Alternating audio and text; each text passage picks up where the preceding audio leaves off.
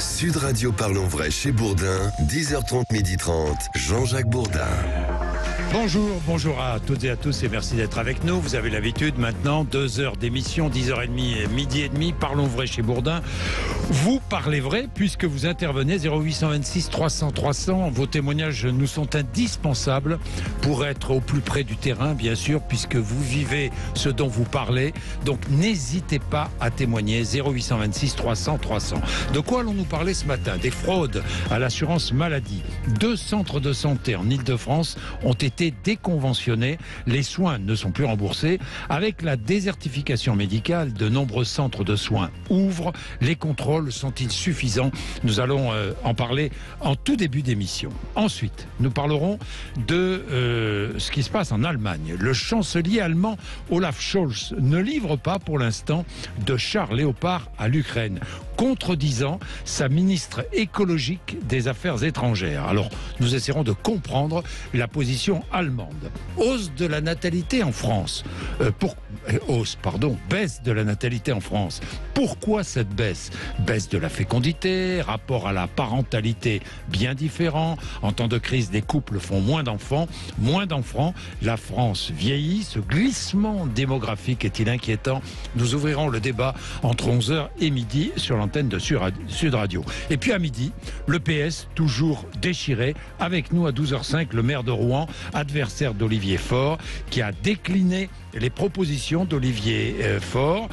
On ne m'achète pas avec les postes, a dit le maire de Rouen, qui sera notre invité tout à l'heure à 12h05. 0826 300 300. Vous n'hésitez pas, vous appelez, vous intervenez, vous êtes là avec nous. La fraude à l'assurance maladie. 2 centres de santé dentaire et ophtalmo de Trappes et du Blanc-Ménil ont été déconventionnés par la sécurité sociale en cause des pratiques frauduleuses pour près d'1,5 million d'euros de fraude, fausse facturation, actes fictifs, etc. Félix Mathieu, la fraude représente un enjeu financier énorme pour l'assurance maladie. Oui, et contrairement à une idée reçue, dans les 2 tiers des cas, ce sont les professionnels de santé qui sont en cause et non pas les particuliers.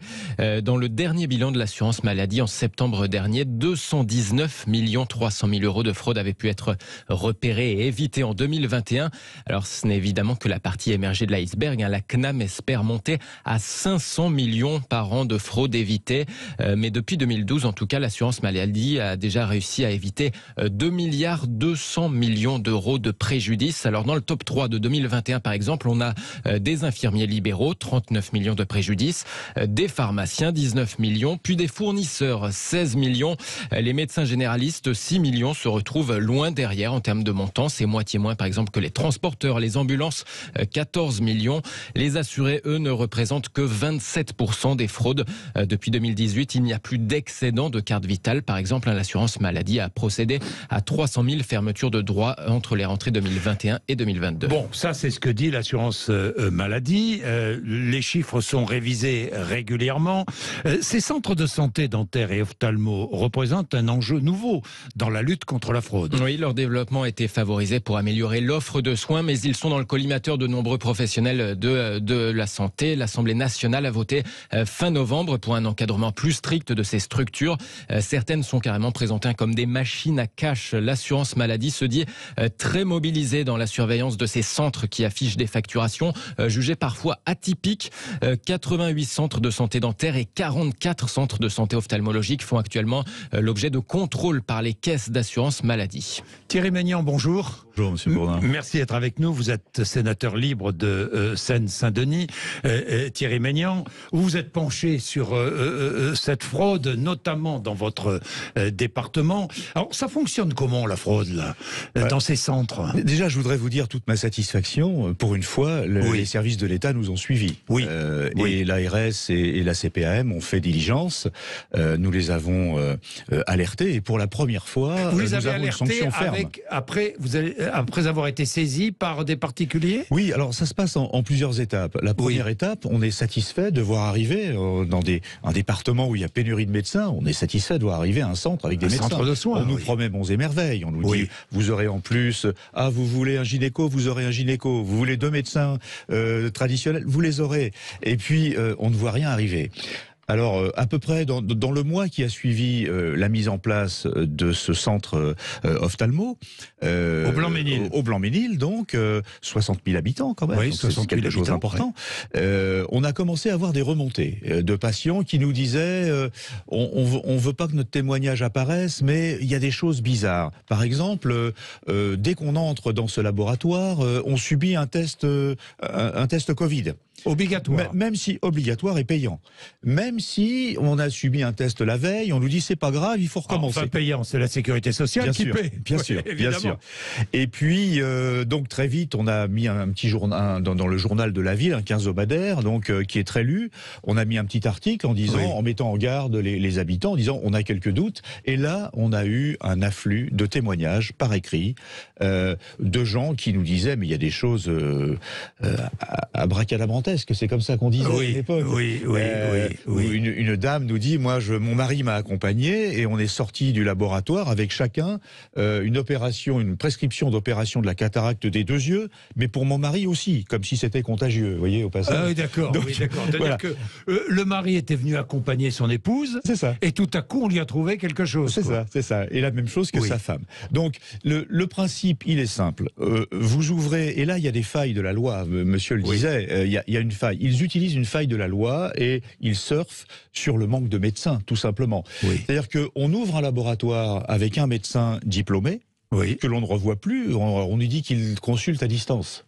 Et devant vous, vous avez non pas un ophtalmo, mais un orthoptiste ou quelqu'un, ou voire même l'assistante qui vous fait la prescription. Voilà. Et c'est en cela qu'il y a des dérives. On a quand même, parce qu'on parle de la santé des gens, là, c'est pas les yeux. Mais ce centre de soins du Blanc-Ménil employait combien de personnes ? Une dizaine de personnes. Il emploie une dizaine de personnes. Oui. Une dizaine de personnes, oui. Alors la famille, on a compris qu'il y avait le frère et la sœur, et puis que on prescrivait des opérations et c'est le papa qui opérait en d'autres lieux. Ah oui, d'accord. Et puis, comme on a besoin d'un opticien pour prescrire des lunettes, eh bien ils avaient ouvert, quelqu'un de la famille avait ouvert une boutique d'optique, et on amenait allègrement les patients avec l'ordonnance jusqu'à cet opticien pour être sûr que le patient ne se tromperait pas. Bon, à Trappes, c'était un centre dentaire, je crois. C'est un centre dentaire. Donc ces 2 centres n'ont pas été fermés, ils ont été déconventionnés. Ça veut dire que les patients peuvent toujours y aller s'ils ont envie d'y aller, mais ils vont payer. Ils ne seront pas remboursés. Ils ne seront pas remboursés, donc il n'y aura personne. C'est important parce que bien sûr, bon nombre des patients sont à la CMU. Donc ce sont des gens vulnérables qui ne parlent pas toujours d'ailleurs la langue, qui ne comprennent pas toujours la prescription, ce qu'on leur dit, et puis surtout qui ne vérifient pas parce que de toute façon ils sont remboursés à 100%, donc ils ne vérifient pas les soins. Et c'est ainsi qu'on a un exemple d'une personne qui avait besoin de lunettes, on lui a dit on vous fait les lentilles en même temps. Elle a dit mais j'ai pas besoin de lentilles. C'est pas grave, c'est la Sécu qui paye, vous serez remboursé. C'est comme ça que ça se passait. C'est pas grave, c'est la Sécu qui paye. Ça, on entend ça tellement souvent. Évidemment, Thierry Maignan, évidemment, avec la désertification médicale, ça encourage l'installation de tels centres. Bien sûr.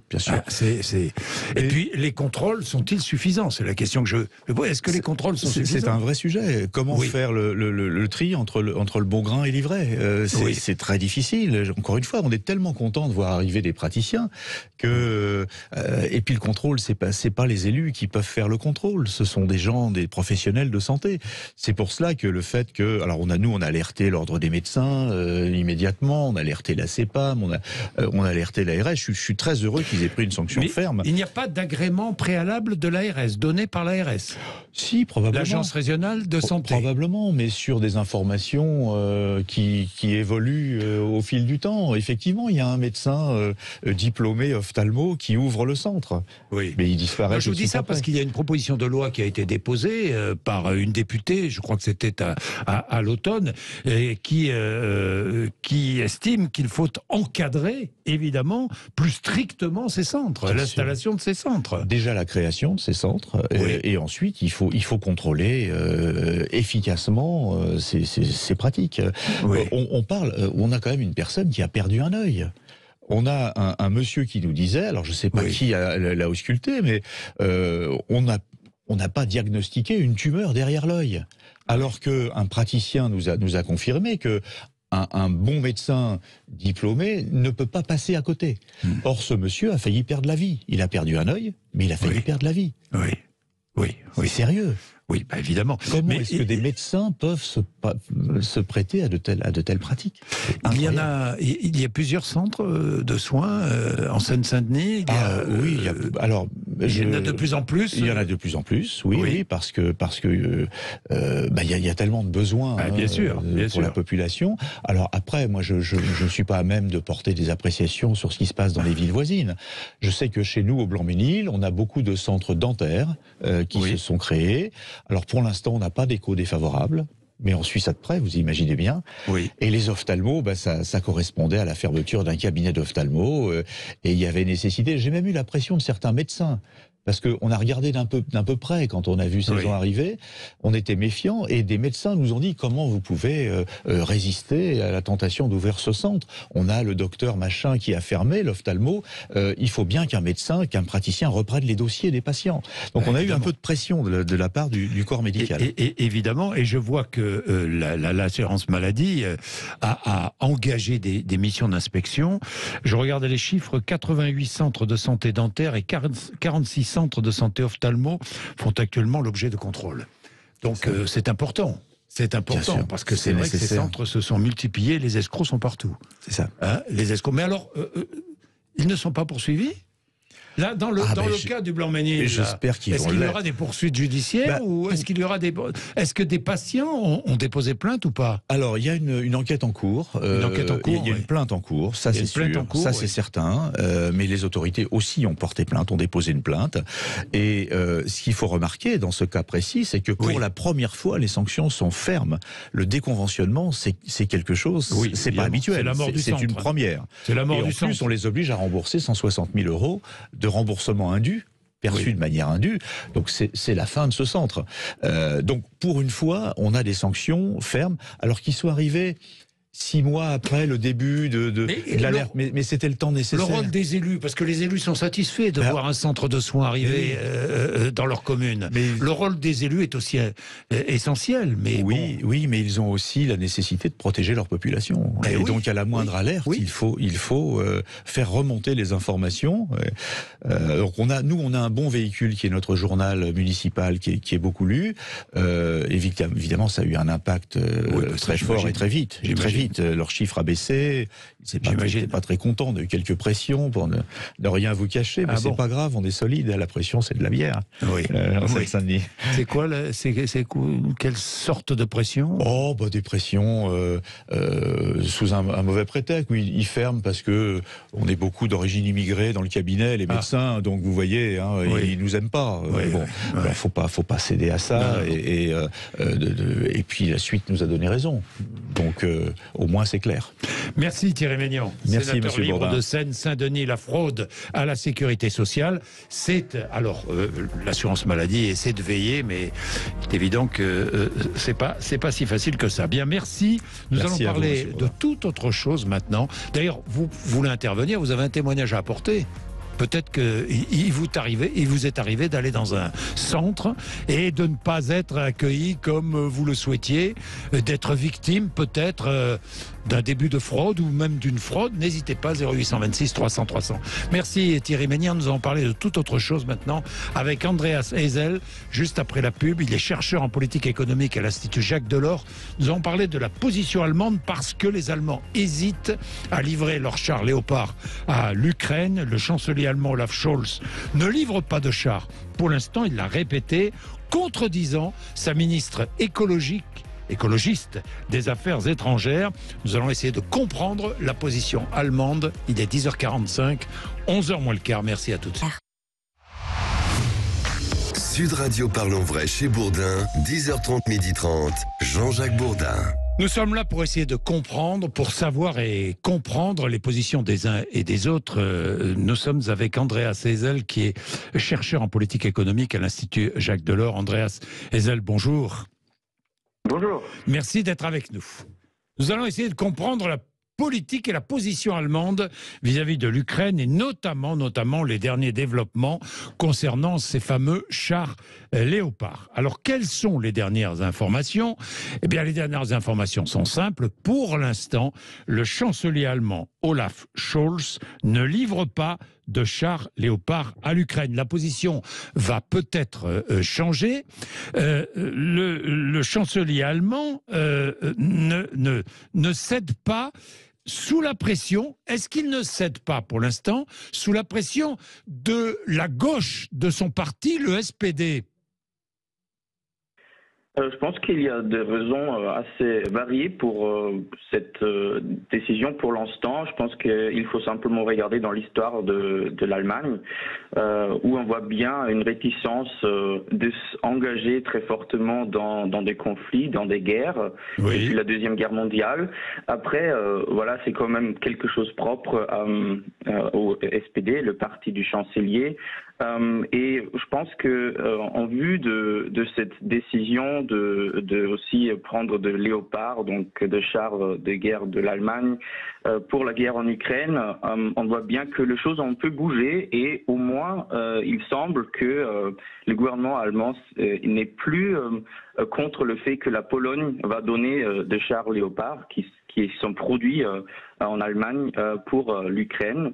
La ministre de l'Extérieur, Annalena Baerbock, ensuite des 60 ans du traité de l'Élysée, a quand même dit que le gouvernement ne sera pas opposé à cette décision. Oui, elle a dit cela dimanche soir, mais enfin lundi matin, elle est revenue un peu sur sa position. Andrea Szejsel. Pour l'instant, est-ce que le gouvernement allemand a donné son feu vert à la Pologne pour la livraison de chars? À mon avis, c'est qu'on peut voir des annonces qui étaient quand même faites. Ça me semble être donné. Aussi parce que la Pologne a mis beaucoup la pression dessus. Après, je pense que ce qu'on voit aussi avec les réponses de la Pologne, qui normalement doit demander à l'Allemagne de donner de chars à l'Ukraine. La Pologne voulait aussi mettre la pression sur l'Allemagne pour forger une coalition plus large. Et ça pourrait même être le cas que finalement, s'il n'y a pas d'autres pays qui veulent aussi donner de chars ensemble avec la Pologne, que peut-être même la Pologne va revenir sur cette position. Donc c'est un peu en stand-off, on pourrait dire, entre les États différents, vu dans leurs positions qui sont pas si... il n'y a pas si un consensus entre les pays, aussi des autres pays en Europe qui ont des chars Léopard sur cette question. On constate quand même qu'Olaf Scholz fait peu de cas de sa coalition et notamment des écologistes qui sont membres de sa coalition, non? Oui, évidemment, mais en France, en Allemagne, avec un gouvernement, une coalition avec trois partis différentes, avec des positionnements finalement qui sont aussi très différentes, c'est devenu quelque chose de très compliqué. C'est aussi très intéressant parce que les Verts, traditionnellement en Allemagne, avaient des positions très pacifistes, très anti-guerre. Et ensuite, du début de la guerre en Ukraine, ont vraiment fait en tournant aussi, est devenu beaucoup plus positif par rapport à s'impliquer, à donner des moyens à l'Ukraine pour se défendre contre la Russie. Oui, mais très bien. Cela dit, Olaf Scholz essaie de composer à la fois pour des raisons de politique intérieure allemande, mais aussi de politique européenne. Et aujourd'hui, il n'y a pas de consensus derrière l'Allemagne. Non, il n'y a vraiment pas consensus. Je pense que simplement parce que l'approche est très différente entre les partis. Personnellement, je pense aussi que l'Allemagne devrait bouger plus sur cette question. Il s'est mis un peu dans la piège, en fait, aussi par des autres acteurs en Europe qui sont très critiques par cette approche très lente, qui est très hésitant. Et je pense que, évidemment, l'Allemagne devrait bouger plus, et notamment le chancelier sur cette question. Ça donne aussi une mauvaise image, je pense qu'en Europe, par rapport à tous les efforts qui sont faits par tous les États membres différents, et même au-delà de ça, de l'Union européenne, pour aider l'Ukraine dans cette guerre d'agression. Mais pourquoi est-ce que Olaf Scholz hésite? Vraiment à cause du passé allemand? Je pense que ça joue sûrement un rôle. Je pense que dans une grande partie de la population même, mais aussi au sein notamment de partis SPD, Oui. on voit toujours cette peur du passé d'une manière, mais aussi la peur. Et je pense que c'est aussi quelque chose qu'Olaf Scholz a dit à plusieurs reprises. Qu'on a peur que si on s'implique plus, que ça peut élargir la guerre, ça peut vraiment créer une vraie confrontation entre l'Allemagne et la Russie. Il y a ce vrai débat. Il y a ce débat dans l'opinion publique allemande, Andreas Hessel.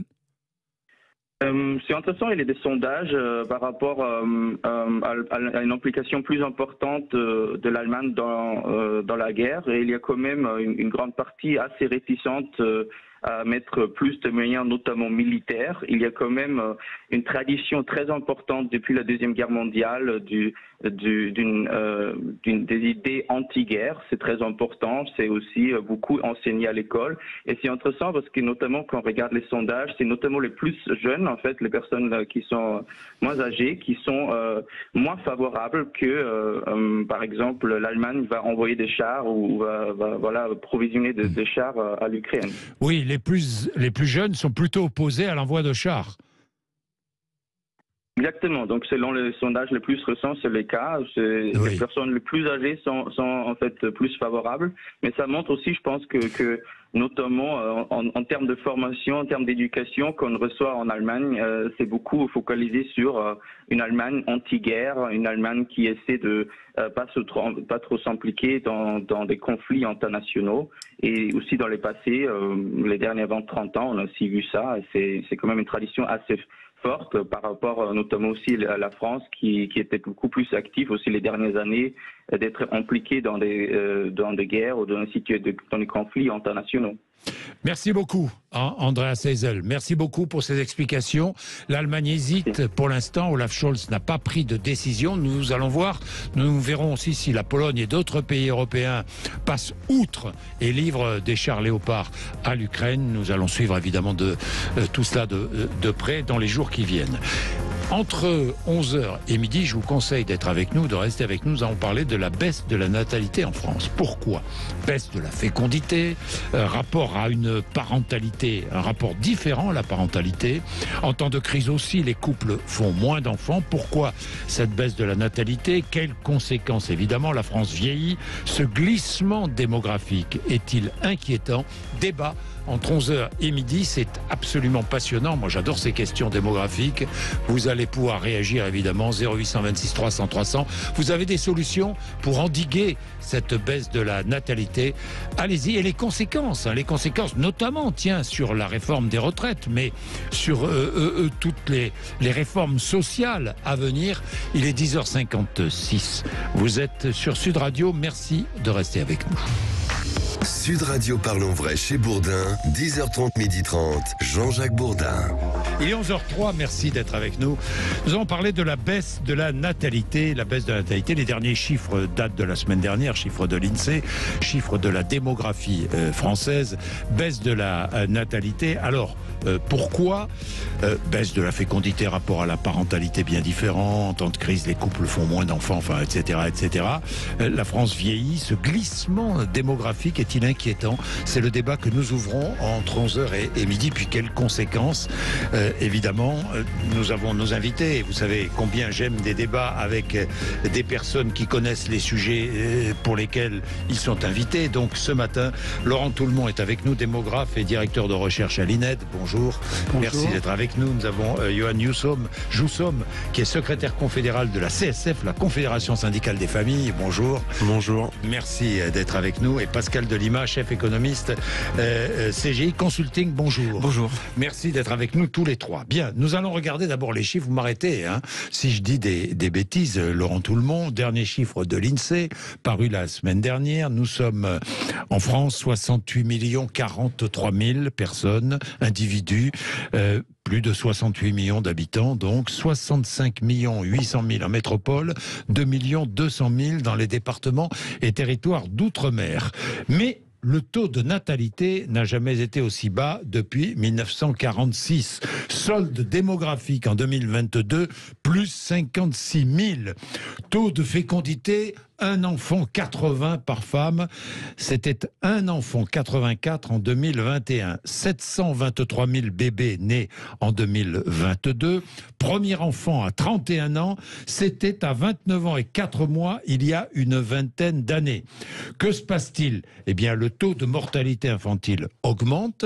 3,9 enfants pour 1000 naissances, 3,7 en 2021. Le vieillissement de la population est là, 660 000 décès en 2022, mortalité toujours supérieure à l'avant-pandémie, 21,3% des Français ont plus de 65 ans, 17,1% il y a 10 ans, et la progression de la population n'est due qu'au solde migratoire positif entre les arrivées et les sorties, plus 161 000 personnes. Voilà, j'ai asséné des chiffres, mais ils sont éloquents ces chiffres, Laurent Toulmont.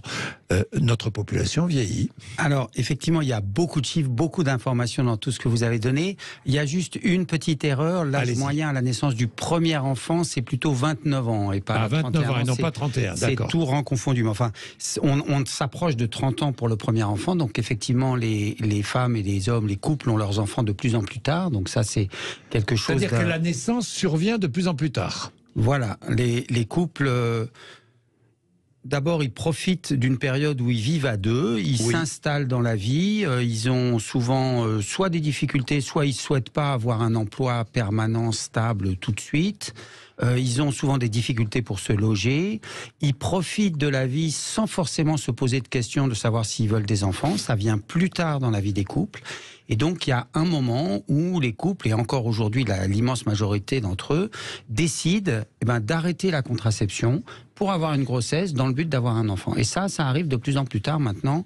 On est donc à 29. Alors, je fais juste une parenthèse. Là, je sollicite nos auditrices et nos auditeurs. 0826 300 300. Vous êtes jeune, vous êtes en couple, vous n'avez pour l'instant pas envie d'avoir d'enfants. D'abord, il y a de plus en plus, j'entends de plus en plus de jeunes qui nous disent, nous, on n'a pas envie d'avoir d'enfants. Le désir d'enfant n'est plus le même aujourd'hui qu'il était auparavant. Dites-nous, témoignez, 0826 300 300. C'est vrai, le désir d'enfant n'est plus le même. Je me tourne vers vous, Johan Joussoum. Alors, Johan. Oui, Johan, pardon. Voilà, au Johan. moins comme ça. Johan, oui, bien sûr. Bon. Non, mais allez-y. Alors Johan, les mœurs et la société évoluent incontestablement.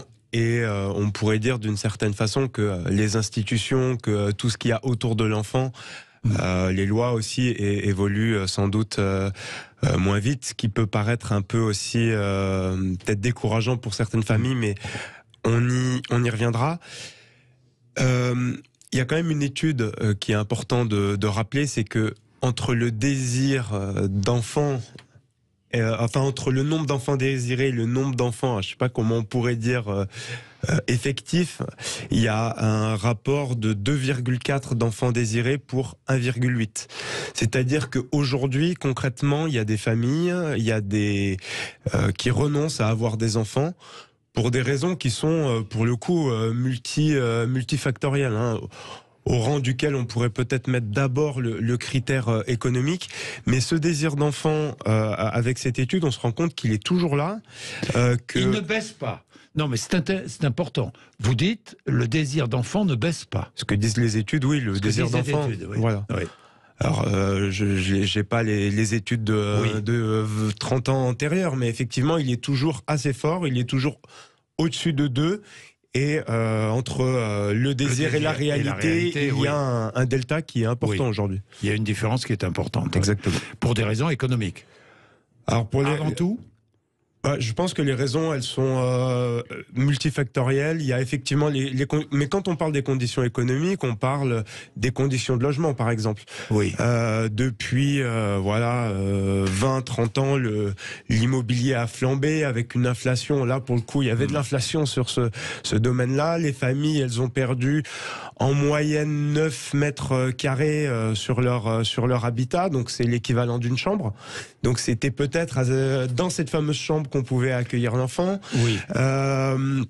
Donc il y a cette question-là. On voit bien aussi, par exemple, que l'école dont la fonction de normalement mettre les élèves à égalité, enfin voilà, permettre une égalité sociale, ne le fait pas. Il y a énormément de ségrégation scolaire, on en parle assez peu, mais aujourd'hui, quand on est fils de prof, fils de docteur, etc., on a beaucoup de chances de réussir, et l'inverse est vrai. Donc, je pense qu'il y a une perte de confiance aussi dans le modèle global. Donc on retarde le désir d'enfant, quoi. On retarde la procréation, hein, si j'ai bien compris. On le retarde, mais ça se vérifie pas totalement dans les chiffres, un petit peu, hein, puisque l'âge du premier enfant recule un petit peu, mais ça ne se vérifie pas vraiment dans les chiffres. Alors si, l'âge au premier enfant recule beaucoup, mais la fécondité en France reste à un niveau qui est relativement élevé. Bon, d'abord, est-ce que les gens doivent tous avoir le nombre d'enfants qu'ils veulent?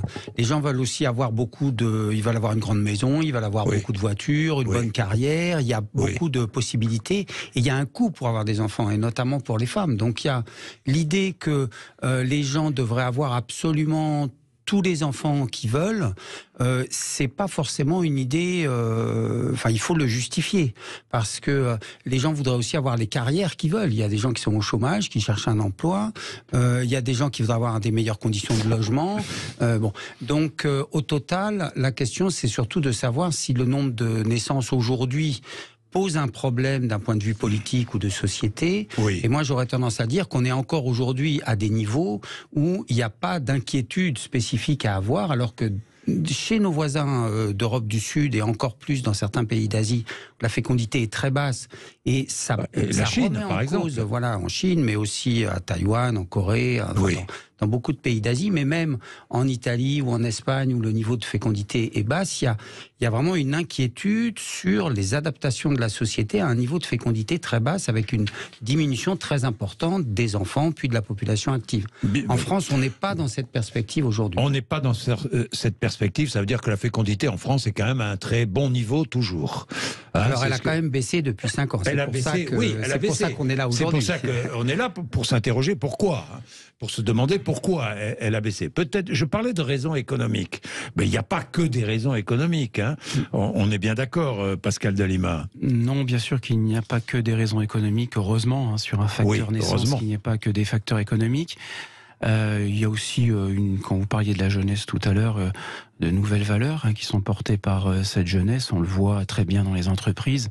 Et peut-être qu'aussi le fait de ne pas faire d'enfants ou d'en faire un peu moins reflète de nouvelles valeurs sur l'avenir, la crainte d'une planète aussi qui se paupérise un peu. Sur le terrain environnemental aussi, il y a ces arguments qu'on retrouve, ce sont des idées qu'on retrouve, hein.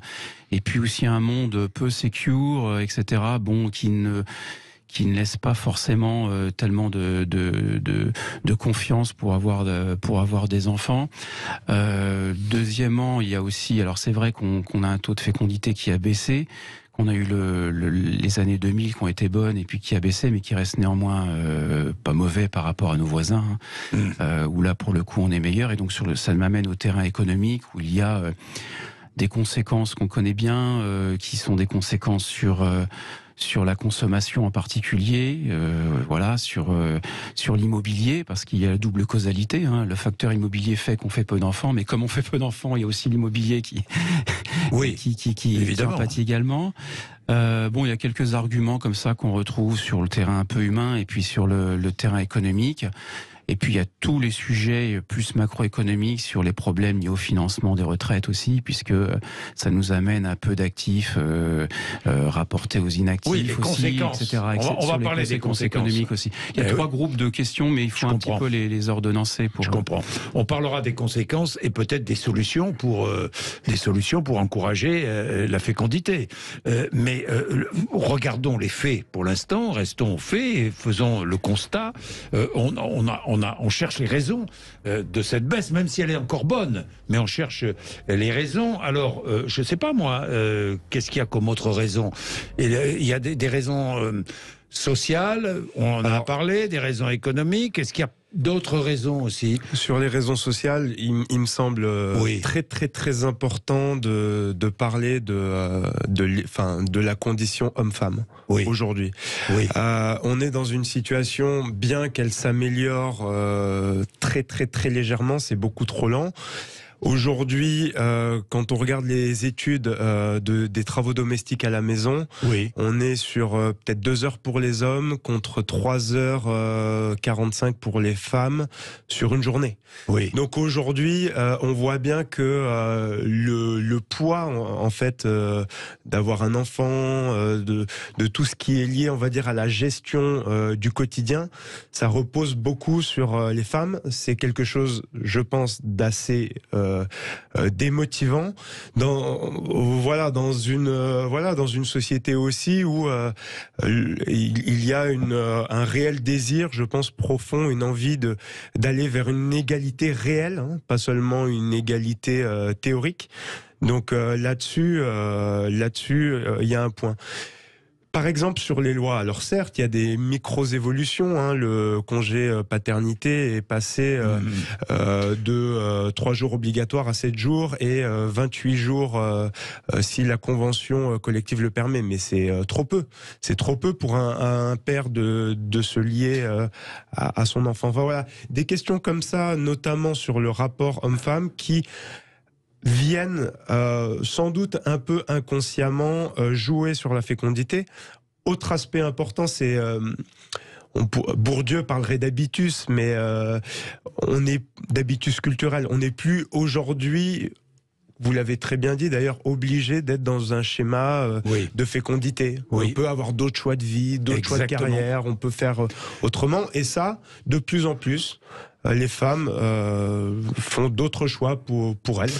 Une émancipation de la femme, ça veut peut-être dire moins d'enfants aussi. Peut-être une forme de... Non, ça veut dire que la femme travaille, ça veut dire que la femme veut réussir comme l'homme et elle a le droit de réussir comme l'homme. De plus en plus, on lui donne le droit, mais la femme se dit, moi, pour réussir, il faut que je fasse abstraction des enfants. Hein. Ça peut moi, j'entends ça, on entend ça. Hein. Ça peut être aussi un contre une antithèse, c'est-à-dire que c'est le fait que les femmes travaillent heureusement plus, avec des objectifs des contraintes aussi, et puis des contraintes, etc., peut aussi être un facteur qui favorise la natalité. Donc, on est toujours dans les problèmes de double causalité en économie, j'imagine en démographie aussi. Et pour bien comprendre, il faut bien adresser sujet par sujet, en fait. Hein, et voilà. Et donc, mais c'est sûr qu'aujourd'hui, il faut pas faire croire non plus aux auditeurs que parce qu'on a un taux de fécondité faible, on est pauvre, et on le constate aussi dans les pays, que les pays à taux de fécondité aussi très élevés sont aussi souvent des pays pauvres.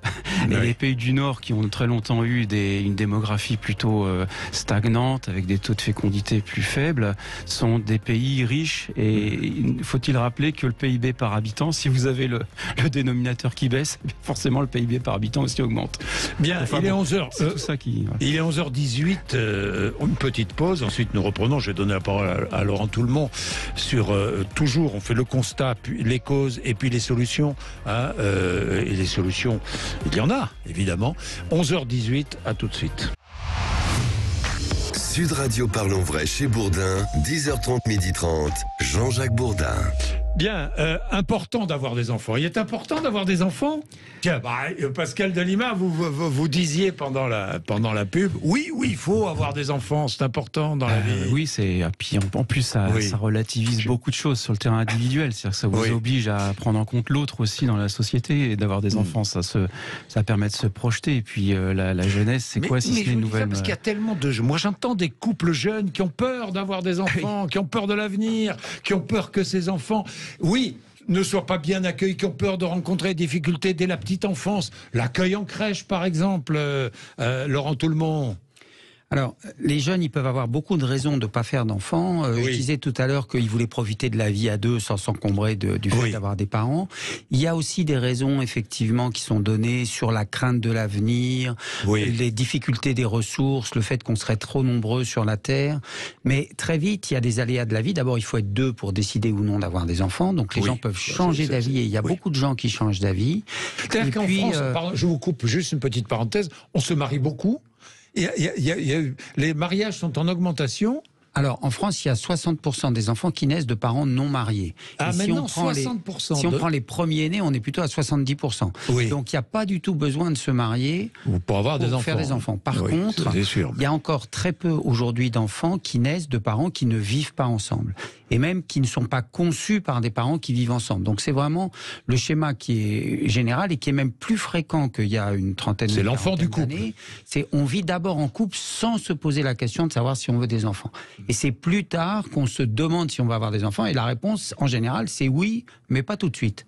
Et donc, on peut avoir, grâce à la contraception, recours à l'avortement, des relations sexuelles épanouies sans craindre la grossesse.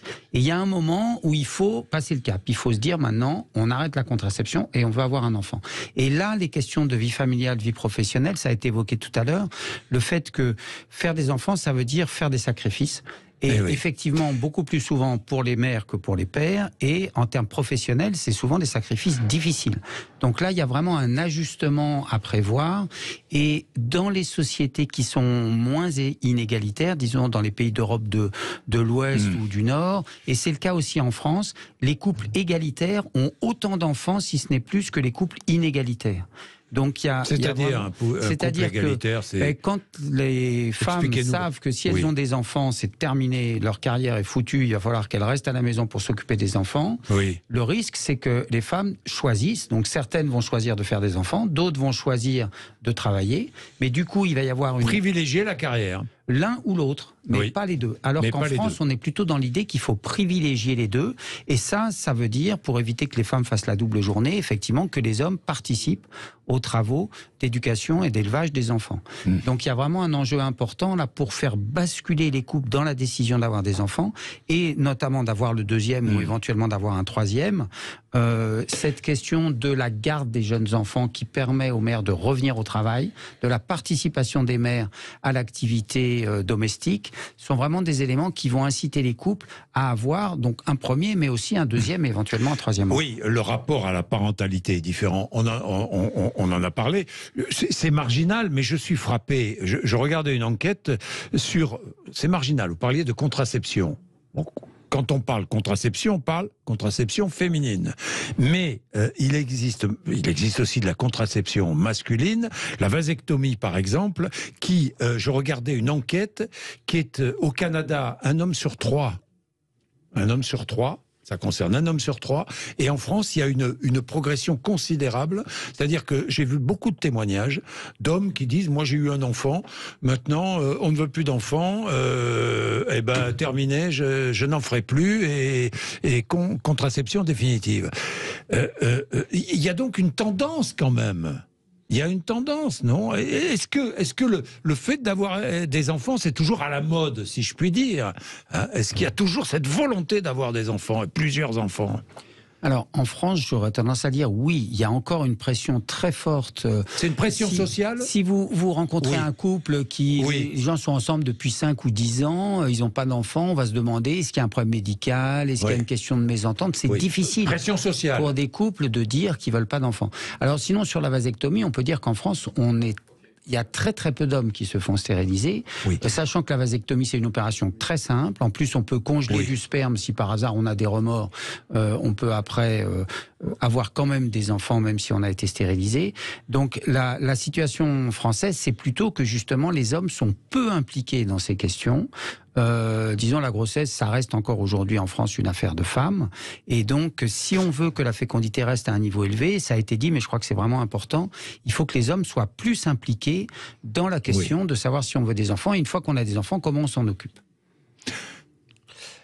Alors, ça rejoint de nouveau la question homme-femme, mais il y a plein d'exemples en fait qui sont assez intéressants, qui sont en fait des freins à la fécondité. Par exemple, sur certains métiers aux horaires atypiques, difficiles, quel mode de garde on prévoit? Alors, est-ce que dans certains cas, il faut changer un petit peu les règles du jeu? C'était le fameux débat avec Ruffin sur les femmes de ménage invisibles à l'Assemblée. Nous, par exemple, on porte l'idée qu'elles peuvent être là aux horaires normales et qu'il fallait pas les invisibiliser, mais il y a certains... D'ailleurs, lequel travaille à la nuit à 2h, 3h du matin, qu'elle travaille dans la journée, quoi. Voilà, par exemple. Là, il y a une vraie évolution, je dirais, sociétale à faire à ce niveau-là. Et puis, de l'organisation du travail. Voilà. Et puis, il y a certains autres métiers pour lesquels, effectivement, c'est impondérable. On peut, par exemple, penser au métier du soin, au métier de la sécurité, etc. Quel mode de garde pour ces métiers-là? Et donc, aujourd'hui, on n'est plus à des statistiques qu'on avait avant, sur 95% de personnes en couple. On a énormément de familles énormément. On a de plus en plus de familles monoparentales. C'est comment on répond aussi à ces femmes et ces hommes qui sont dans ces situations-là et qui ont ces métiers atypiques, c'est pas pensé. Autre exemple, et après je laisse la parole, il y a par exemple au niveau des assistantes maternelles une concurrence. Et donc, elles vont choisir l'enfant qui va rester le plus de jours avec elle. Et donc, certains parents vont payer 4 jours de garde pour 2 jours ou 3 jours effectifs. Donc, il y a réellement, en fait, un problème aussi structurel. Il y a un manque en fait de personnel, un manque de place au niveau des assistantes maternelles, mais aussi au niveau des crèches. Voilà, vous nous dirigez vers les solutions pour plus de fécondité et une démographie qui soit une démographie satisfaisante.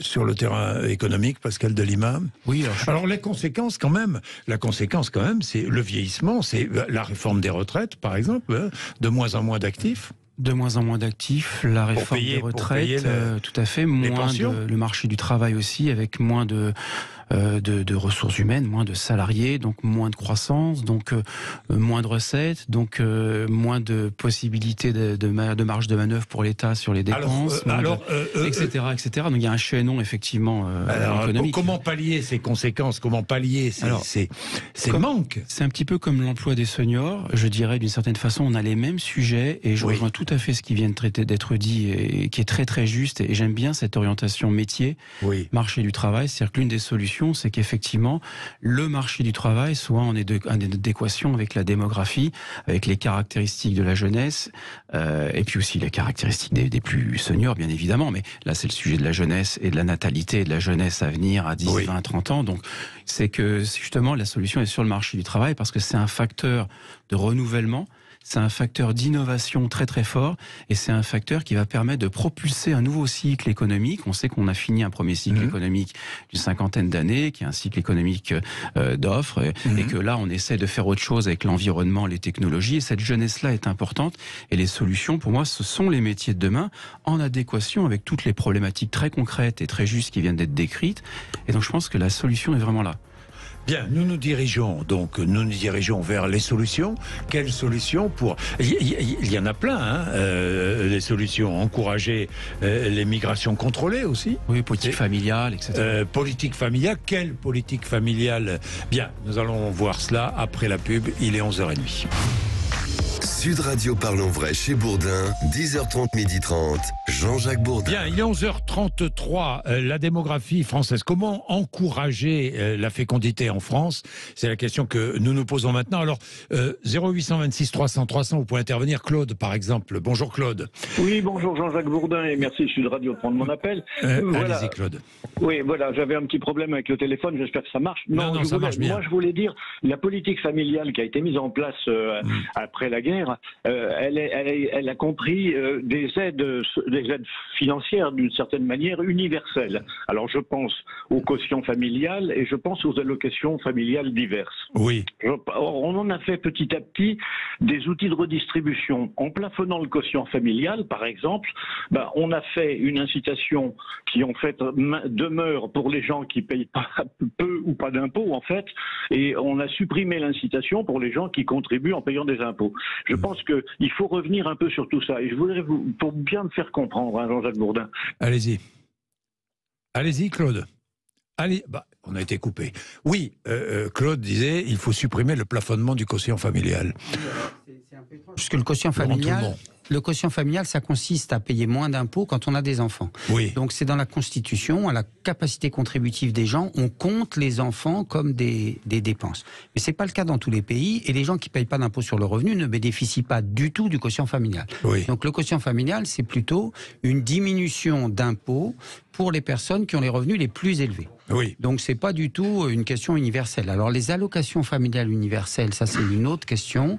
Elles ont été diminuées pour les personnes qui ont les revenus les plus élevés. Elles n'ont pas été complètement supprimées, mais elles ont été diminuées parce que l'État avait constaté que les gens qui étaient les plus riches recevaient un petit peu plus au total avec les réductions d'impôts et les allocations familiales. D'abord, deux questions. Oui, Claude. Oui, mais voilà, c'est l'exemple typique du mauvais point d'approche. C'est-à-dire, on regarde les aides qu'on donne aux familles, non pas par rapport à ce qu'elles font pour leurs enfants, mais par rapport à ce que l'État pense de l'égalité entre les plus aisés et les moins aisés. Et c'est ce qui nous a conduit, en fait, à la situation d'aujourd'hui. Alors, on peut rajouter toute l'anxiété et tout le reste, mais moi, je vois bien mes enfants, hein, je suis grand-père, mes enfants, avant d'avoir mes petits-enfants, ils ont réfléchi à ce que ça allait comment ils allaient faire en fait pour les... Pourquoi Claude, bien, on a un problème de téléphone avec Claude. Vous comprenez le raisonnement de Claude? Oui, tout à fait. Mais en France, les personnes qui ont des revenus les plus élevés ont plus d'enfants que les personnes qui ont des revenus moyens. Donc, c'est-à-dire qu'en France, je vous coupe pour être précis. En France, quand on a les moyens d'élever des enfants, on fait des enfants. Quand on a des difficultés économiques, pas d'enfants ou moins d'enfants. Alors, les personnes qui ont les revenus les plus faibles font aussi beaucoup d'enfants. Parce que les sacrifices à faire quand on a un métier qui n'est pas très intéressant sont relativement faibles. En économie, on parle du coût d'opportunité. On a beaucoup à perdre quand on a un beau métier, quand on veut faire une carrière. Donc le coût d'opportunité est plus fort pour les gens qui sont en haut de la hiérarchie des professions. Mais par contre, il y a un effet revenu, c'est-à-dire que les gens qui ont beaucoup d'argent, ils peuvent élever plus facilement leurs enfants. Et donc les deux effets se compensent, et c'est dans les catégories moyennes que la fécondité est la plus faible.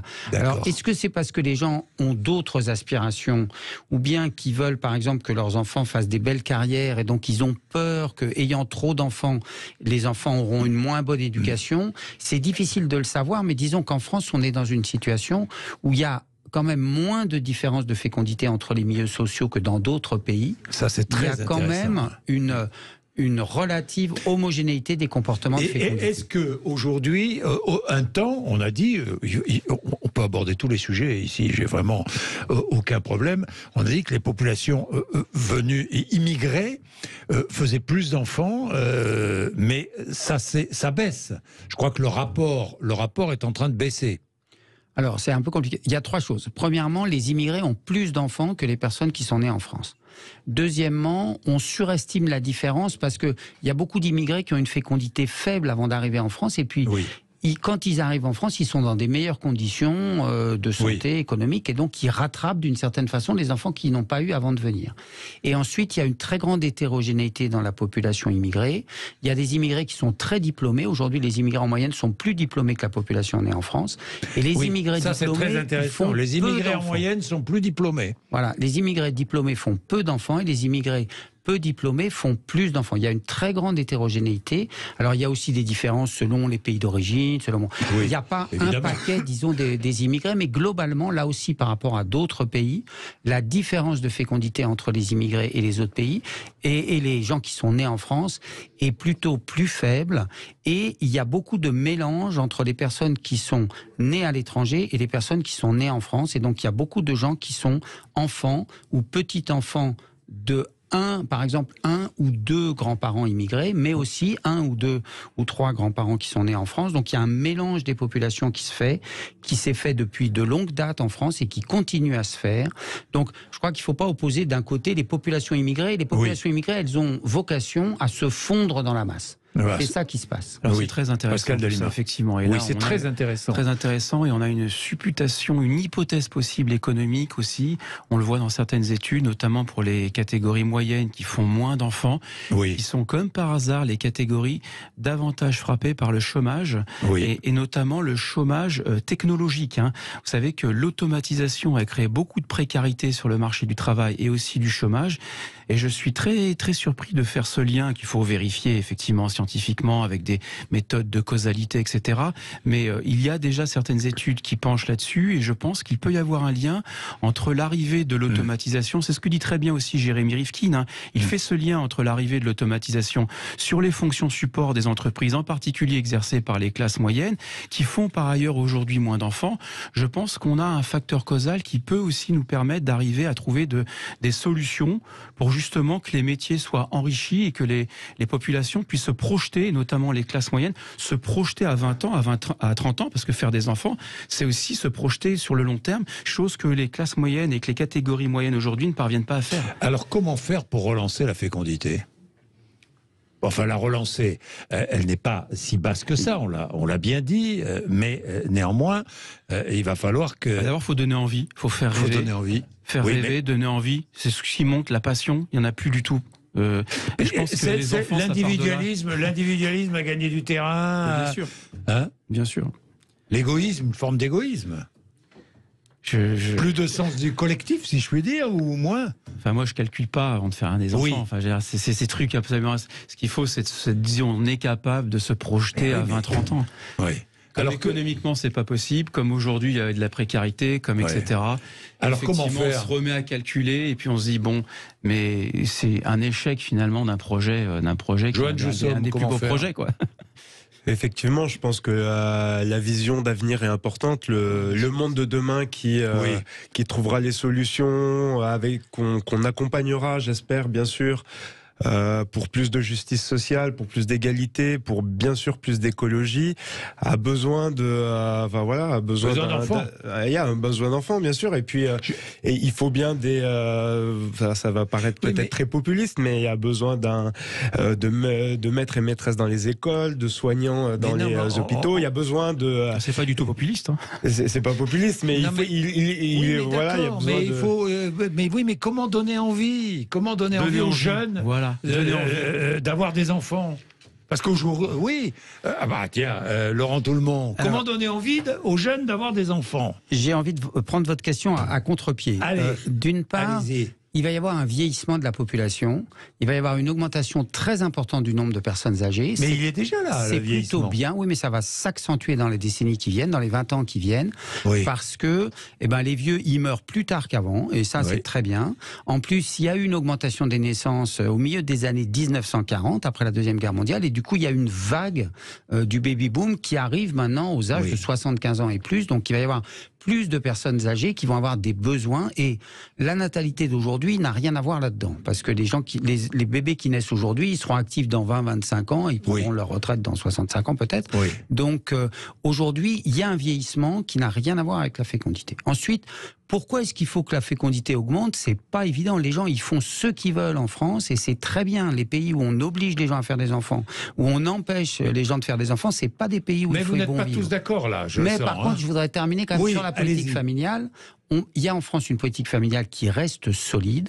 Il y a des questions d'éducation, d'équité, de santé qu'on a évoquées. Il y a des questions d'égalité entre les femmes et les hommes, des questions de pauvreté des familles. On l'a dit, les familles monoparentales qui sont confrontées à des difficultés spécifiques. Il y a beaucoup de choses à faire, mais pas forcément pour que les gens fassent plus d'enfants. Tout simplement pour que les familles qui ont des enfants vivent dans des meilleures conditions. Alors c'est certes une politique familiale solide, mais certes. Moi, je le remets en question. Aujourd'hui, les allocations familiales, par exemple, ne sont plus universelles. C'était un peu le témoignage de l'auditeur. Alors, est-ce que économiquement, ça impacte les familles ? C'est discutable, en tout cas. Non, mais on ne fait pas des enfants pour toucher des allocations. Non, mais on n'en fait pas parce qu'on manque de ressources. Peut-être que certains le font. Je ne sais pas, ça existe peut-être dans certaines familles. Mais on ne peut pas porter ce soupçon. On ne porte pas ce soupçon. Par contre, il peut y avoir le fait de ne pas faire d'enfants pour des raisons économiques. Oui. Ça, c'est inversement. Alors donc, allocation familiale dès le premier enfant ? Bah évidemment, bien sûr, dès le premier enfant et de façon universelle. Bon. C'est un investissement sociétal. Sur les personnes âgées aussi, j'aimerais dire un mot parce que on présente beaucoup la question sur le plan économique. Mais aujourd'hui, les personnes âgées sont demain une ressource. Une ressource au niveau de la connaissance, une ressource au niveau de l'expérience. Ils vont pouvoir transmettre, donner des choses aux nouvelles générations. Il y a tout des éléments, on va dire, de intergénérationnel à repenser. Et puis, ils ont un rôle économique important à jouer. Les personnes âgées ont un rôle économique de plus en plus important à jouer. Ah, tout à fait, on le voit par trois éléments. L'économie du troisième âge ou du quatrième âge. L'économie du troisième âge, bien évidemment. On a bien vu aussi l'importance des seniors en France, puisqu'on a aussi des chiffres un peu plus faibles que nos voisins là-dessus. Mais donc, un gros travail sur les seniors aussi, très important. On l'a vu sur l'assurance chômage, leur importance, sur les retraites, leur importance. Sur les entreprises, le fait qu'il va falloir maintenant recruter plus de seniors parce que c'est le ruissellement, c'est la formation, c'est les qualifications pour les jeunes, c'est l'accueil des jeunes en entreprise. C'est les deux qui sont importants. Pour faciliter ces ponts-là. Bien évidemment que c'est les deux, c'est pas l'un avec l'autre. C'est l'un avec l'autre, et pas l'un contre l'autre. On a tendance à faire toujours des clivages un peu. Bon, alors, Catherine va intervenir. Il faut donner envie aux jeunes d'avoir des enfants, mais qu'ils ne perdent pas de vue la responsabilité que cela représente. Va nous dire Catherine. Oui, Catherine a raison, pleine de bon sens. C'est bien beau de vouloir des enfants, mais enfin, il faut être responsable quand on a des enfants. C'est facile à faire, mais après, il faut les élever. Oui, il faut les élever. Et les éduquer. Il est 11h46, à tout de suite. Sud Radio Parlons Vrai chez Bourdin, 10h30, 12h30, Jean-Jacques Bourdin.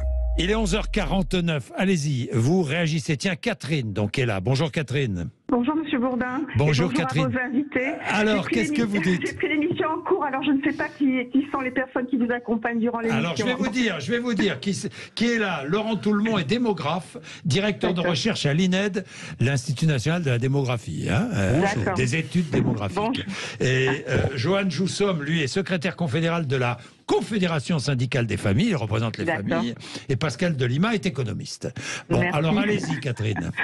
Oui, alors voilà, comme j'ai pris l'émission en cours, et il y a quelque chose qui m'a un petit peu irrité, entre guillemets, voilà, c'était de dire que l'enfant n'est pas un produit.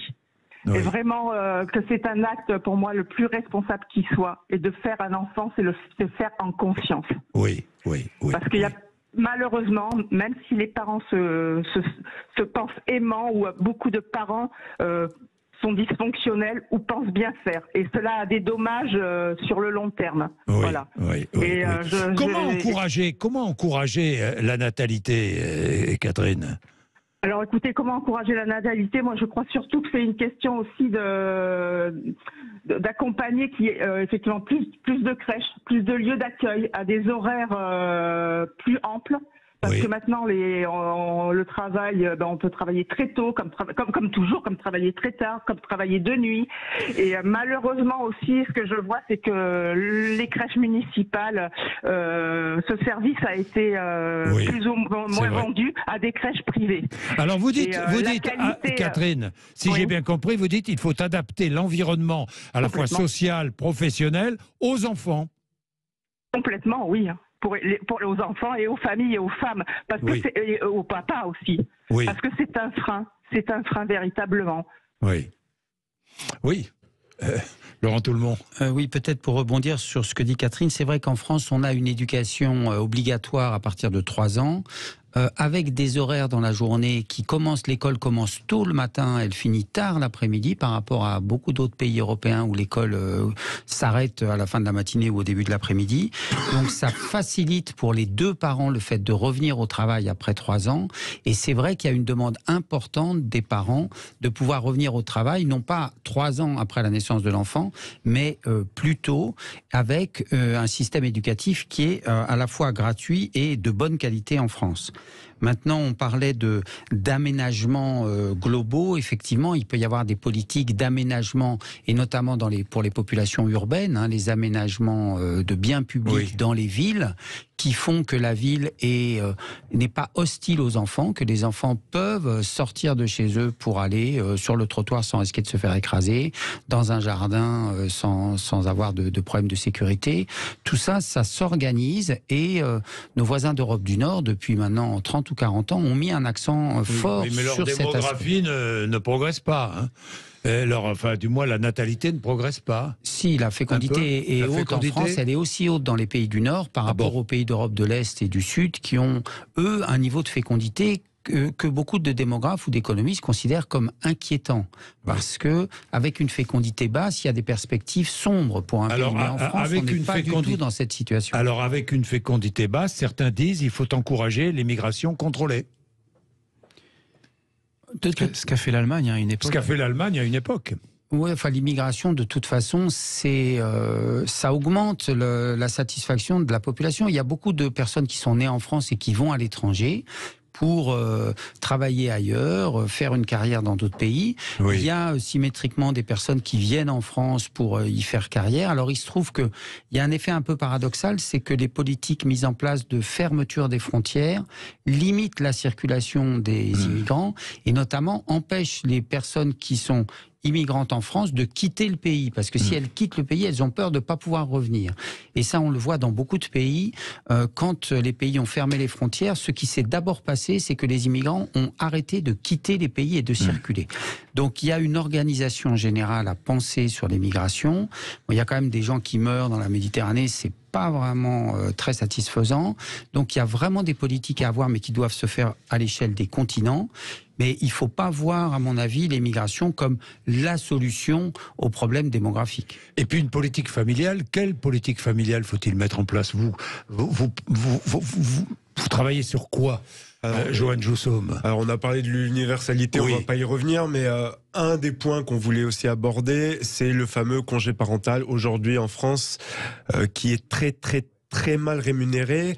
On est, il me semble, à un tiers du SMIC, donc c'est autour un peu au-delà de 400 €. Qui s'arrête réellement pour toucher 400 €. Pour toucher 400 €. Oui. On parlait d'une demande forte des parents de revenir au travail. Moi, je pense qu'ils n'ont pas le choix. Enfin, très concrètement, s'ils le demandent, ils le font un petit peu contraint et forcé. Ce temps-là qu'on pourrait avoir avec l'enfant, déjà, il pourrait s'étendre dans la durée. Et puis, il devrait être mieux rémunéré. Si on Donc, revaloriser le congé parental. Bien sûr, évidemment, il faut le revaloriser. On pourrait imaginer... si on fait des petits calculs rapides, en crèche, aujourd'hui, un enfant, il doit coûter 1 500 € par mois. Le revenu médian en France, il est autour de 2000, 2005 € par mois.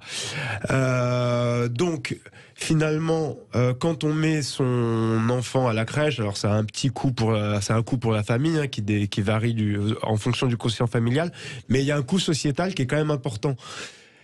Pourquoi ne pas mettre aussi de l'investissement sociétal sur le congé parental, mieux rémunéré, mieux installer les liens de l'enfant avec son père, avec sa mère. Tout ça, c'est des choses à prendre en compte. L'aménagement, sur le coup, je suis complètement d'accord avec vous, il faut repenser l'espace pour que l'enfant puisse s'épanouir. Et puis, il y a aussi une notion sur... on a tendance à opposer quand même, et moi, ça me gêne un peu, les bons parents et les mauvais parents. On ne naît pas parent, on le devient. Donc, le métier de parent, c'est quelque chose qui s'acquiert. Et effectivement, en France, on manque de lieux d'écoute, on manque de lieux de partage. Et quand on va sur ces lieux de partage en tant que parent, on est souvent taxé de « Ah, bah si tu y vas, c'est que tu fais mal ou c'est que tu dysfonctionnes. » Oui, je comprends. Et ça, il faut changer cette vision-là et vraiment recréer... pour le coup, sortir de l'égoïsme, de l'individualisme que vous décriviez tout à l'heure. Bien, merci. Pascal Delima, vous voulez ajouter quelque chose ? Juste ajouter que tout ça est très juste, mais c'est aussi des mesures administratives. Oui. C'est comme la réforme des retraites et l'assurance chômage. On tourne toujours un peu en rond avec les politiques publiques, mais c'est la croissance économique. La croissance économique est essentielle. Elle a un effet de confiance énorme et je pense que ça joue aussi sur la famille. Bien, il est 11h57, tout le monde n'est pas d'accord autour de la table à propos de la croissance économique. Oui. Il est évident que s'il y a de la croissance économique et un bon partage des richesses, comme les 30 Glorieuses, on fera des enfants peut-être. C'est même pas certain. C'est même pas certain. Hein. On l'a vu tout au long de l'émission. Le bonheur et la croissance sont pas nécessairement corrélés. Autre débat. Alors là, vraiment, autre débat. Est-ce que le bonheur Est-ce que la croissance procure le bonheur? Le BIB, le bonheur intérieur brut. Bon, allez, voilà. Il est 11h57. Merci d'être avec nous. Je vais recevoir Nicolas Maillère-Rossignol, dans un instant, le maire socialiste de Rouen. Je pense toujours candidat au poste de premier secrétaire du Parti socialiste. On ne sait plus. On ne sait plus où on en est, c'est tellement compliqué. Nous allons voir Nicolas Maillère-Rossignol, notre invité, dans quelques instants. Il est 11h58, vous êtes sur Sud Radio. Sud Radio Parlons Vrai chez Bourdin, 10h30, 12h30, Jean-Jacques Bourdin. Nos invités sur Sud Radio, je vous précise que jeudi, je recevrai Jordan Bardella de 11h à midi, pendant 1 heure, avec moi. Interview, et ensuite avec vous, si vous voulez l'interroger, vous n'hésitez pas, 0826 300 300. Aujourd'hui midi, je reçois le maire de Rouen, Nicolas Maillère-Rossignol. Bonjour. Bonjour. Merci d'être avec nous, Nicolas Maillère-Rossignol. Nous allons évidemment revenir sur ce qui se passe au PS. On ne sait toujours pas qui est le premier secrétaire du Parti socialiste. Enfin, le sortant, on le connaît, mais le nouveau, on ne le connaît pas. On ne le connaît toujours pas. On est bien d'accord. Aujourd'hui, il n'y a pas de nouveau premier secrétaire du Parti socialiste. Non, de toute façon, dans nos statuts, c'est le Congrès, donc à Marseille, qui doit valider de toute façon le... Qui le validera. Oui. Bien. Est-ce que vous maintenez vos accusations de fraude? J'ai dénoncé, je n'accuse pas, je dénonce un certain nombre de pratiques qui relèvent de 2 ordres. Pas partout, je vais être quand même clair. Oui. Il y a plein, évidemment, de militants, y compris plein de gens qui n'ont pas voté pour moi, qui l'ont fait de manière tout à fait démocratique, sincère, vérifiable, transparente. Mais je maintiens, oui, absolument, qu'il y a 2 choses, des irrégularités et des fraudes. Ce sont 2 choses différentes. Des irrégularités parce qu'on peut avoir des pratiques qui, sans mauvaise intention, ne sont pas tout à fait conformes au code électoral. Ça peut arriver parce qu'effectivement, on a des militants qui peuvent être de bonne volonté puis qui ont pu se planter sur telle ou telle chose. Et puis des fraudes, oui, effectivement, je maintiens. J'ai donné le cas très précis de Liévin, par exemple. Oui. Et vous pouvez d'ailleurs le vérifier. Je l'ai sous les yeux, là. Voilà. Il y a des choses qui sont absolument inacceptables. On ne contrôle pas les cartes d'identité. On renvoie manu militari en utilisant la police, les scrutateurs qui sont là pour vérifier que tout se passe bien. Je suis désolé, mais moi je suis maire de Rouen. Si je faisais ça dans l'organisation d'élections, parce qu'on organise des élections chaque année, bien sûr. Au plan national ou local, mais vous vous rendez compte ?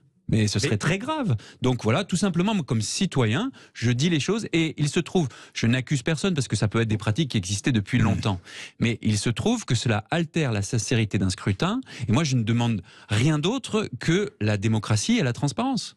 Vous demandez la démocratie et la transparence, vous dites il y a fraude, est-ce que vous l'avez fait constater par huissier, par exemple, ce qui pourrait entraîner de votre part le dépôt de plainte? Il y a toute une série d'événements effectivement avérés. Alors on n'a pas mis des huissiers partout, évidemment. Mais vous avez des éléments qui sont sur la place publique. Vous avez certainement vu des vidéos, vous avez vu des témoignages avec des personnes qui sont prêtes à témoigner, le cas échéant, effectivement, devant la justice.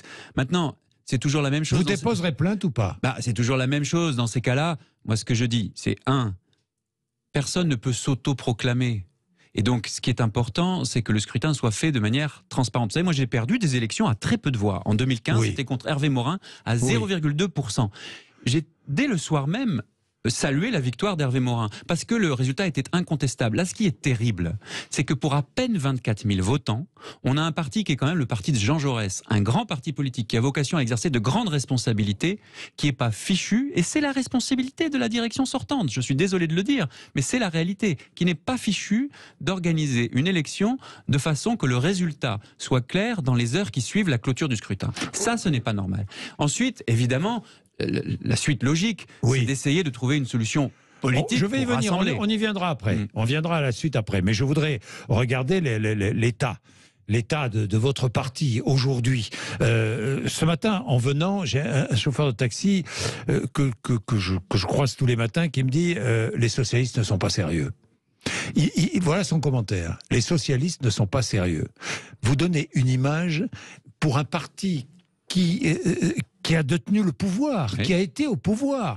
Rendez-vous compte de l'image que vous donnez, mais plus largement même l'image de la classe politique, qui sur un vote combien 24 000. 24 000 n'est pas capable. C'est ce que je vous dis. N'est pas capable d'organiser très exactement ce que je vous dis. Un vote. C'est pour ça que je ne peux pas me taire. Moi, vous savez, je n'ai jamais participé à ces instances nationales. C'est la première fois. Vous ne me connaissiez pas, j'étais maire de Rouen. Très content d'être maire de Rouen et très fier d'assumer cette charge. Bon. Pour la première fois, je m'engage dans des instances et une compétition électorale nationale. Et je constate, comme vous, avec consternation. Moi, je ne revendique pas de victoire, je revendique la démocratie. Et il me semblait à peu près naturel que pour un corps électoral de 24 000, on arrive à avoir un scrutin transparent. C'est pas le cas. Mais alors, je vous pose la question franchement, parce que j'aime bien ça. Est-ce que vous reconnaissez ce matin la victoire d'Olivier Faure? Mais je serais très heureux de la reconnaître si le scrutin se dérouler d'une façon transparente et démocratique. Comment ça se passe un scrutin? Donc vous ne la reconnaissez pas? Mais bien sûr que non, et personne ne peut la reconnaître, parce qu'en démocratie, personne ne peut s'autoproclamer. Si vous voulez, je peux aussi dire que je ne reconnais pas non plus ma victoire. Vous ne revendiquez pas votre victoire? Bien sûr que non. Et bien sûr que non, pour une raison très simple, c'est que quand vous avez un scrutin, à la fin d'un scrutin, comment ça se passe? Vous avez une instance, en l'occurrence, nous on l'appelle la commission de récolement, peu importe, qui doit valider les résultats en fonction des irrégularités constatées. Donc on enlève, si tel ou tel endroit manifestement il y a eu de la fraude ou des irrégularités, elles sont enlevées, etc. Ce travail n'a pas été mené jusqu'au bout. La moitié à peu près des fédérations, donc des départements, ont été validés, pour être précis 45, et les autres non. Donc je dis une chose très simple. Ce n'est pas ce que dit Olivier Faure. Oui, mais je suis désolé, mais c'est la réalité. C'est la réalité. Donc il ment. Parfaitement vérifiable. Donc il ment. C'est la réalité et c'est parfaitement vérifiable. Il ment. Oui, je vous rejoins complètement. Malheureusement, ce travail, je vais même aller plus loin. Nous avions demandé la commission de récolement. Olivier Faure ne la voulait pas. Il avait dit on se verra à Marseille. Finalement, sous la pression d'un certain nombre, y compris médiatique, il accepte la commission de récolement. Vérifiez, c'est parfaitement vérifiable sur Internet. Elle commence ses travaux le samedi à 13h. Le samedi soir, nous avons une interview dans le journal du dimanche où M. Faure dit « Il y a un travail, la commission récolement, mais moi j'ai gagné. De toute façon, j'ai gagné. » J'ai répondu simplement « Est-ce qu'on peut simplement attendre que l'instance qui valide le résultat ait terminé son travail ?» Et dimanche, nous avons eu droit à « on arrête le travail ». C'est là où ça ne va pas. Et je vais vous dire, dimanche, ça faisait déjà 3-4 jours depuis le scrutin, en 3-4 jours, 24 000 votants, on n'est pas capable de sortir un résultat. Ça montre bien qu'il y a beaucoup trop d'irrégularités. Et qui est responsable de l'organisation d'un scrutin, si ce n'est la direction sortante? Bien, Nicolas Maillard-Rossignol, merci d'être avec nous. Ce n'est pas fini. Nous avons une page de pub et ensuite nous allons voir comment ça va se passer maintenant. Quelle suite peut-on donner à cette... pour le Parti Socialiste, c'est dramatique, dites-moi. Mais vous savez, dramatique pour votre parti. La fondation du Parti Socialiste, c'est d'abord la démocratie. Mais il y a toujours été la fraude. Alors le Parti Socialiste, on se souvient de 2008. Eh bien, moi, je n'accepte pas. La même chose. Pardon, mais je n'accepte pas que des pratiques frauduleuses soient maintenues. Et je comprends que ça se fasse du tort à notre famille politique. Je ne dis pas qu'elles sont systématiques, je ne dis pas qu'elles sont exhaustives, pas du tout. Mais je dis qu'elles existent depuis trop longtemps et il est temps que cela cesse. Bon. Eh bien, nous allons voir la suite dans 2-3 minutes. Il est 12h14. Sud Radio Parlons Vrai chez Bourdin, 10h30, 12h30, Jean-Jacques Bourdin. Bien, Nicolas Maillard-Rossignol, candidat au poste de premier secrétaire du Parti Socialiste. Pour l'instant, il n'y a pas de premier secrétaire. Tout se décidera à Marseille, si j'ai bien compris. Nous allons voir. Mais j'ai écouté encore les dernières critiques d'Olivier Faure, le premier secrétaire sortant, qui dit que vous seriez entouré de professionnels de la déstabilisation. Vous avez vu ça? Oui, moi je réponds pas aux polémiques. Oui, moi, je dis juste simplement, il faut que la démocratie... Autour de vous, il y a des professionnels de la déstabilisation. Franchement, à qui pense-t-il? Je ne sais pas, à François Hollande, je ne sais pas à qui. À Anne Hidalgo, à Carole Delga, qui vous soutiennent. Je trouve que c'est pas très sympathique pour des camarades socialistes. C'est tout ce que je me permettrais de dire. Bon. Surtout, il dit lui-même, si on était allé au bout des irrégularités, eh bien, j'aurais gagné encore plus. Eh bien alors, chiche, camarades. Allons au bout des irrégularités. Qui a peur de la démocratie? Il a peur de la démocratie? Je dis simplement que un premier secrétaire ne devrait jamais accepter aucune irrégularité. Bon, alors maintenant, que va-t-il se passer? Parce qu'il vous a fait des propositions. Vous êtes rencontrés hier. Oui. Ça s'est passé comment? Pendant ça a duré quoi? 2 heures avec. Il y avait aussi la maire de Vaux-en-Velin, Hélène Geoffroy. Hélène Geoffroy. Ça s'est bien passé ou l'ambiance c'est comment? Oui, très courtoise. Vous savez, dès la nuit de jeudi à vendredi, j'ai pris l'initiative d'aller voir Olivier Faure. Et le dialogue doit toujours être maintenu, bien entendu. Bon, mais ça n'a pas fait avancer les choses, si j'ai bien compris. J'espère que si, même si ça n'était pas conclusif. Moi, j'essaye de porter des propositions. Moi, je ne revendique pas une victoire pour la victoire. Franchement, c'est pas le sujet. D'ailleurs, en étant tout à fait honnête, le mouvement que nous avons lancé, Refondation, nous l'avons lancé il y a 4 mois. En 4 mois, nous avons créé un enthousiasme, une nouvelle énergie, et nous faisons, peu importe le chiffre exact, jeu égal à la fin, avec une direction sortante de 5 ans. Je ne sais pas si c'est une victoire, mais on peut considérer quand même que c'est une dynamique positive. Vous vous retirez du jeu ou pas ? Non, pas du tout. Tout ce que j'essaye de dire, c'est que maintenant, il faut qu'on arrive à rassembler et apporter le renouveau attendu, par exemple, sur les pratiques démocratiques de ce parti. Voilà. Et donc, j'ai fait des propositions en ce sens. Comment on porte le renouveau et comment on rassemble ? Alors, comment on rassemble ? Olivier Faure vous a fait des propositions. Il vous propose une direction collégiale. Et il vous a proposé de prendre la tête de la liste socialiste aux européennes. Est-ce qu'il a essayé de vous acheter ? Mais vous voyez, ça c'est exactement le type de vieilles pratiques qui, à mon avis, ne sont pas conformes. Est-ce qu'il a essayé de vous acheter ? Non, je ne dirais pas ça. Mais je dirais simplement... Vous faire passer la pilule, quoi. Pardon. Je vais vous le dire différemment. Je suis direct. Vous le savez. Vous faire passer la pilule. Oui, il s'est dit, tiens, je vais lui offrir un poste, comme ça il va céder. Voilà, vous venez de reformuler les choses et je peux vous répondre très simplement. On ne m'achète pas. Et je pense que la bonne façon de travailler, c'est exactement l'inverse de cela. C'est pas une question de poste et d'offrir des postes comme des hochets pour les uns ou pour les autres. La vérité, c'est qu'on a un parti qui est fracturé. D'ailleurs, c'est pas la première fracture. Non. 24 000, on était combien avant ? Ça fait des années et des années qu'on perd des militants. Pourquoi ? Voilà les vraies questions. Bon, alors est-ce qu'on va continuer à se diviser comme ça ? Ou est-ce que, je dis pas que c'est que la faute d'Olivier Faure, mais enfin, il est premier secrétaire depuis 5 ans, donc il ne doit pas être totalement irresponsable quand même. Bon, donc maintenant, la vraie question, c'est comment on arrive à porter un renouveau, parce que soyons honnêtes, le Parti Socialiste, il est dans un état lamentable depuis bien trop longtemps, ou bien comment on arrive à rassembler les uns et les autres. Et aujourd'hui, on se retrouve dans un parti fracturé, vous avez grosso modo, je vais le dire en français, 50-50, 50-50. Alors certains diront 49-51, d'autres diront non, 51-49, qu'est-ce que ça change ? Ça fait moitié-moitié à peu près. Donc moi, ce que je dis, c'est qu'il faut un collège à part égale de responsabilité, tout simplement parce qu'il y a 2 parts égales. Et qui, comme premier secrétaire ? Moi, je pense qu'il faut un collège à part égale de responsabilité. On peut très bien avoir 2 premiers secrétaires. On peut très bien avoir 2 premiers secrétaires. On peut très bien 2 avoir premiers secrétaires, Olivier Faure et vous. Ça se fait dans plein de pays, dans plein de cultures politiques. Je vais vous dire la vérité en citant Mitterrand. Quand il y a une volonté de travailler ensemble, il y a un chemin. La vraie question derrière, c'est est-ce qu'on a envie de bosser ensemble ou pas ? Moi, j'ai envie de bosser avec tous les socialistes. Ça, c'est pas sûr. Et je vais y revenir. Mais oui, mais c'est quand même ça la question de fond. Le reste, c'est l'intendance, c'est la logistique, c'est la gouvernance. Mais le vrai sujet politique, il est là. Au passage, c'est une information. Olivier Faure vous a proposé cette tête de liste aux européennes. Ça veut dire qu'il y aura une liste socialiste indépendante aux européennes. Ça serait une nouvelle intéressante parce que c'est pas ce qui a été dit pendant la campagne. Non, mais c'est ce que vous avez compris, j'imagine. C'est ce que j'ai inféré de cette proposition. Mais comme je vous l'ai dit, cette proposition ne m'intéresse pas. Non, je vous dis ça parce que rôde évidemment l'ombre de la France insoumise autour de ça. Parce que Olivier Faure, lui, est un ardent défenseur de l'alliance avec la France insoumise. Vous moins. Nicolas Mayer-Rossignol. Moi, j'essaie juste de dire qu'il faut, si on veut que le Parti Socialiste revienne au cœur de la gauche, il faut juste savoir ce que le Parti Socialiste pense et qu'il soit clair sur les sujets. Et malheureusement, l'honnêteté m'oblige à dire que sur plein de sujets, en dépit du travail formidable de tant d'élus locaux, de parlementaires socialistes, il est quand même très compliqué pour beaucoup de Français de savoir ce que tout simplement pense le Parti Socialiste sur l'Europe, sur les retraites, sur plein de sujets. Et donc, sur le Parti Socialiste est inféodé à la France insoumise ? Je ne dirais pas inféodé, je dirais qu'il n'est pas clair sur son positionnement. Regardez sur l'Europe. Bon, on est pour ou on est contre l'Europe de la défense ? On est pour ou on est contre le fait de rester dans l'OTAN ? Moi, je suis pour l'Europe de la défense. Bon, le programme de LFI sur l'Europe de la défense, c'est on arrête l'Europe de la défense. C'est pas une différence de degré, c'est une différence de principe, de nature.